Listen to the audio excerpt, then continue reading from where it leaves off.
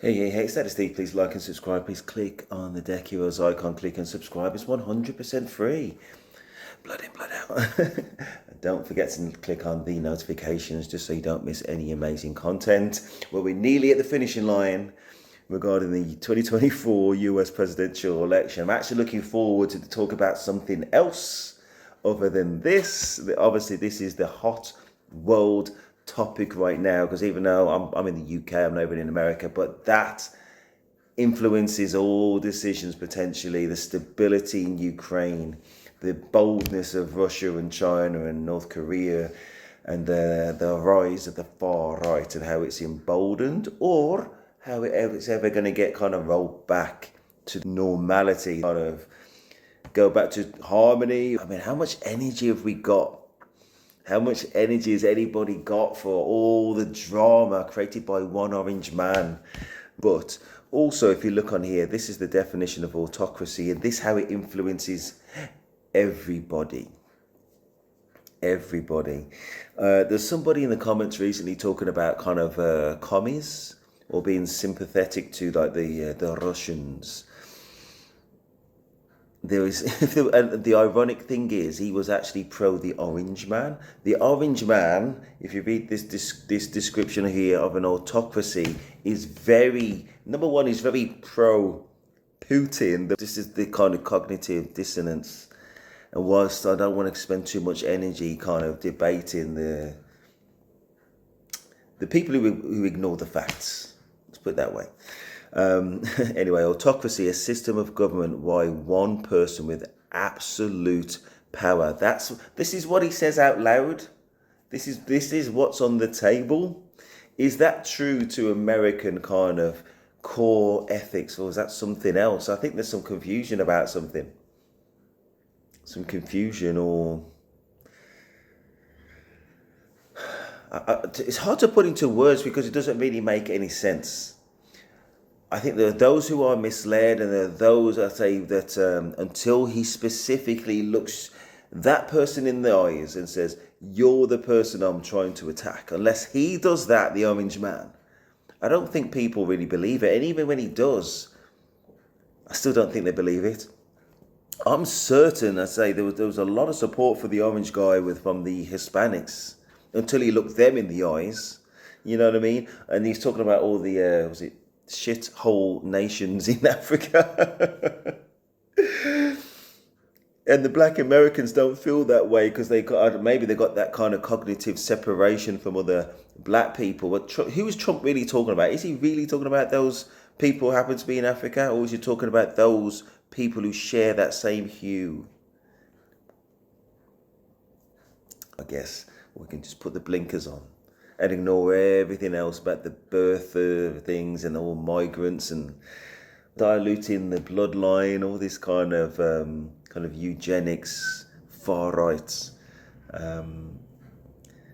arguments. To say arguments is just kind of extreme right-wing propaganda, and just ignore it and roll on with your days, thinking that days of reckoning won't come. But anyway, this one's meant to be a broader video, autocracy. In that, say, go back to the comic thing, in those types of autocratic communities, such as Russia, do you think the general populace, and I said this in a different video, do you think the general population can talk out and voice themselves anti-Putin? And where do you think that's going to get them? Because that's the way that you guys are heading in America, and that's why it's so worrying. And I can't believe in some ways that you guys aren't a little bit more worried than what you are. I just hope that it does. I've got family in America, culturally. Do you think, who else has got more in common with America than the UK? Riddle me that. Nobody. We share the language, and we share culture at the end of the day.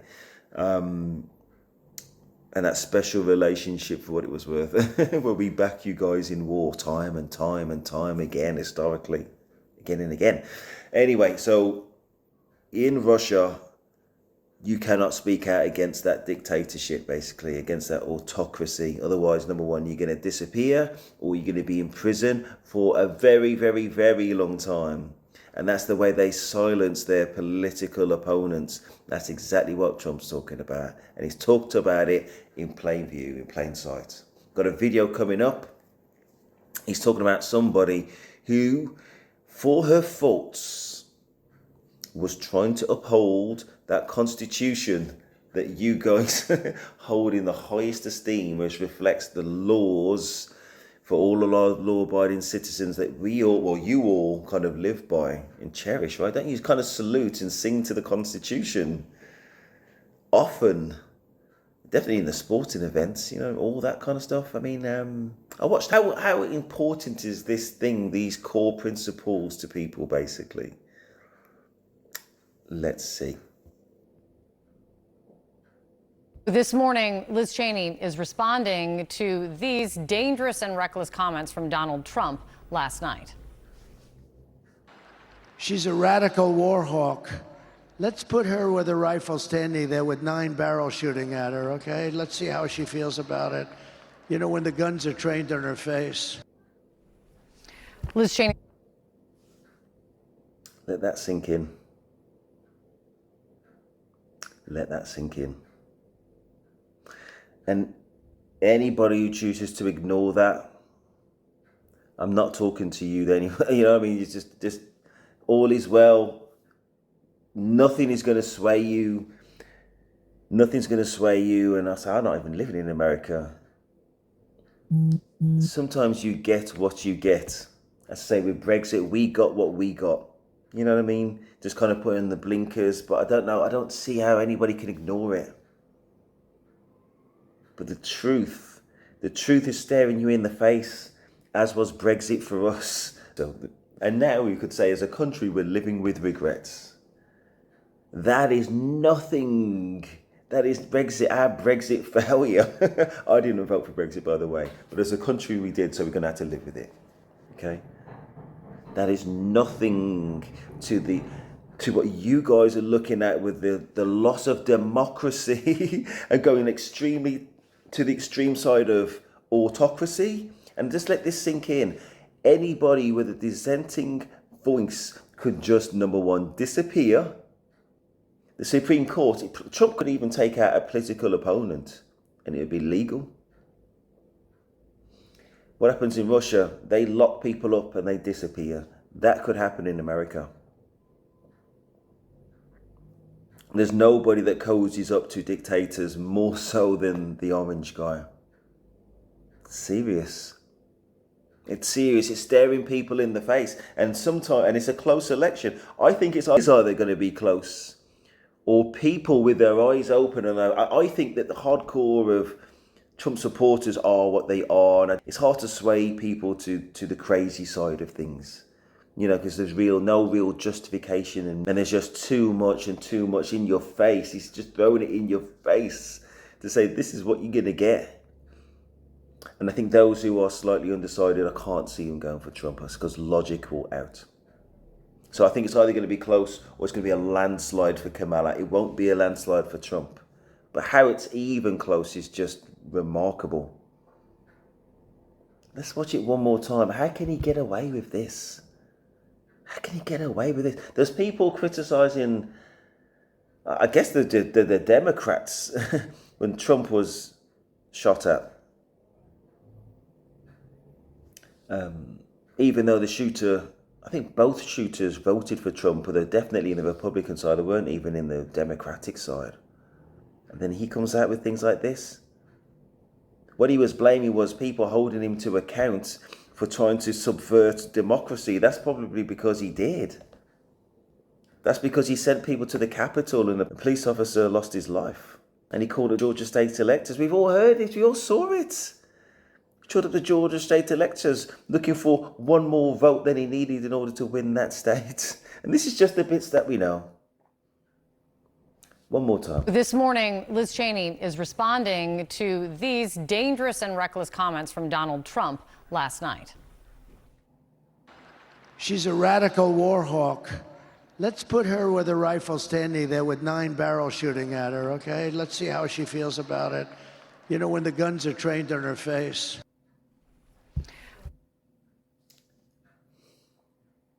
unfit for office. Liz Cheney this morning saying this, quote, in response, "This is how dictators destroy free nations. They threaten those who speak against them with death." These are comments like that. And again, sorry to keep stopping it, but again, that's at the highest level. That's with full exposure. Full exposure, this is what he's saying. What about the stuff that nobody's ever going to hear about? It's never going to make the news. The everydayers. What's going to happen to the everyday person who dares speak out? What about those people that, listen, if you're not the high profile, again, what are you going to do at the lower level if you don't agree with absolutely everything that this autocratic wannabe dictator wants to put in your path? And even if you are still willing to throw the dice for yourself, what about your kids? What about your kids? You're going to take a chance? We know the path where we go now with the current state of affairs and democracy is a straight path. Well, what about just throwing the dice so it goes somewhere way to the right? Yeah, with the Nazis and the Proud Boys having influence in the ear of the top guy. Even if you are a white female, Liz Cheney, or white male, Mike Pence. He doesn't. Mike Pence was going to be hung, remember? Now Trump's talking about putting a gun to Liz Cheney. Is that fair? Where are we? Where is he taking your fine country? Let's set a higher standard. We need a higher. You guys have a higher standard or no standards? A higher standard or no standards? Where does that conversation that he's just had and the million other examples place your country? I was going to say democracy. For now, we'll see. Repeated talk of the enemy from within that have marked Trump's entire presidency of late, candidacy of late. An NPR analysis found that Donald Trump has made more than 100 threats since 2022 to go after his perceived enemies. It's also the focus of a New York Times opinion piece by prominent conservative legal scholar, retired federal appeals court judge Michael Luttig. He says this in the opinion piece: "There could be no higher duty of American citizens than to decisively repudiate a man who betrayed the nation when he was previously entrusted with the highest office in the land and now threatens the persecution of American citizens who have crossed him.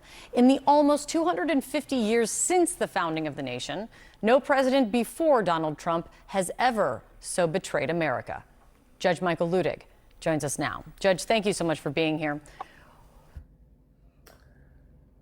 Before we go on,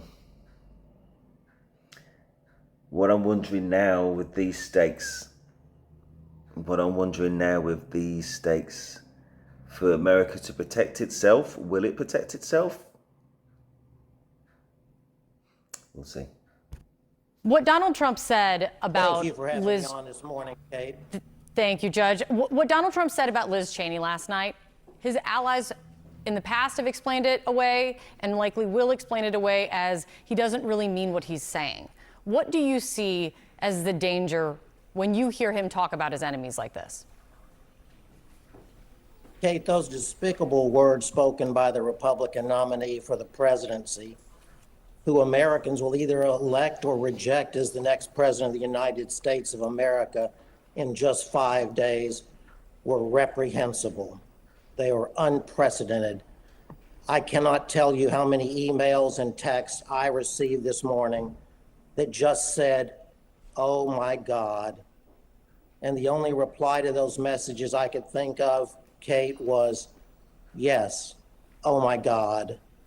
Every citizen of the country, especially Republicans, has an obligation to themselves and to America to watch the video from last night, as I did before coming on this morning, and ponder those un-American words by Donald Trump before they cast their votes on Tuesday. The nation is now on notice, if it was not already. If Americans return Donald Trump to the White House after those comments about our fellow American Liz Cheney, statements that Donald Trump would make about any one of his countless other enemies from within, those who voted for him will get what they deserve. apropos of his reprehensible That he hit the nail. Everything he said, every single word he said was absolutely right. But if you vote for this, you get what you deserve. You get what you deserve. And again, if you think he's not talking about you, you're in for a big surprise. The only person that Trump cares a damn about is pretty much himself and maybe his daughter. And then it's everybody else. And I'm aware he's got a couple of sons. last night, of course. 3 nights ago, Vice President Harris spoke the most powerful words that anyone running against Donald Trump could ever speak. She said, "I will give those who disagree with me a seat at the table." Those, Kate, are the words of a president of the United States. Those are the words that Americans, especially Republicans and independents, need to hear and desperately want to hear from their next president. You said in your opinion piece, Judge, that this is not a difficult decision for voters. Why is it then such a close race, do you think? It's beyond my comprehension at this point, Kate. I will say this. Long before last night's insidious comments, just talking about people, Kate, not politics, it has been beyond my comprehension how or why any woman in America would vote for Donald Trump for all of the sordid reasons we all know all too well. By nominating Donald Trump as their standard bearer, I think the Republican Party has created the perfect storm for the election of the first woman president in America. And I fully expect that the women in America will elect Kamala Harris, that first woman president, this coming Tuesday. And Kate, if we ever needed a woman president, it is now.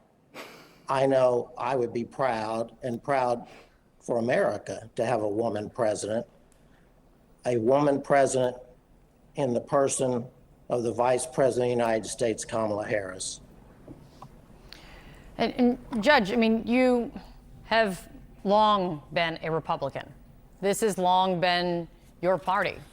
You write very powerfully about what direction you think your party has taken and what has happened to your party in your opinion piece, and you have spoken about it. And there's also then, leaning on your expertise in law, the decision on presidential immunity then coming from the Supreme Court, giving presidents broad immunity from prosecution. How much does that decision influence your view on a second Trump presidency? Well, it's not so much important of how it influences my view, but it ought to influence the American people's view of Donald Trump in particular. The decision by the Supreme Court essentially giving Donald Trump absolute immunity from prosecution for crimes that he did commit against the United States of America and may commit against the United States of America if he's elected President of the United States again, was itself a decision that for the first time in American history put the President of the United States of America above the law. No longer can it ever be said that in America, no person is above the law. The Supreme Court of the United States held that Donald Trump is above the law. Judge Michael Luttig, thank you so much for coming on, Judge. I appreciate your time. America's got a king. America's got a king. And then I will be watching now. I think the world will be watching about the direction that America chooses, that America takes itself, and we will see. Anyway, fascinating. Please like, subscribe. As I say, I am looking to move beyond the politics. If the Orange Man does not get in, the world order is immediately restored. I mean, he's as old as the hills, for goodness sake. So, you know what I mean? This is surely his last shot. And I'll be happy with that. And I'll just get on with everything else. We'll all get on with our lives, basically. We'll all get on with our lives. But if he's in, the division and the instability and the war, how people think that he's going to kind of resolve wars. I had a conversation with somebody saying that he would have stopped Russia. Like, Putin's bothered about what the West say, let alone this orange idiot. You know what I mean? Like, okay, so he's just before he phones up Ukraine, before he kind of marches into Ukraine or whatever, phones up Trump like, hello. Then, you know, Putin speaks, so can I do you mind, please, I think if I can march, you know, if it's not too much, then if I could march into, you know, the Ukraine. Well, I don't know, let me think about it. Yeah, okay, I don't mind, bye-bye. When he said that he doesn't mind if he marches into Ukraine, you know what I mean? And how somehow, with correlations, that Trump would have stopped Russia going into Ukraine, as I said, and somehow brought about world peace. It's like, how simplistic are people? But anyway, please like, subscribe, Daddy Steve, and I am out.